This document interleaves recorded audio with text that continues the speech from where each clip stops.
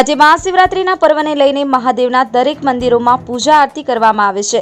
ત્યારે આજે તળાજા ગોપનાથ રોડ પર આવેલા રાધે કૃષ્ણા સોસાયટીમાં મહાશિવરાત્રિનું આયોજન કરવામાં આવેલ છે અને આ મંદિરનું નવનિર્માણ પણ થવા જઈ રહ્યું છે। ત્યારે આજે રાધે કૃષ્ણા સોસાયટીમાં મહાશિવરાત્રિની આરતીનું આયોજન કરવામાં આવ્યું હતું અને મોટી સંખ્યામાં ભાવિક ભક્તો જોડાયા હતા અને આરતીનો લાભ લીધો હતો।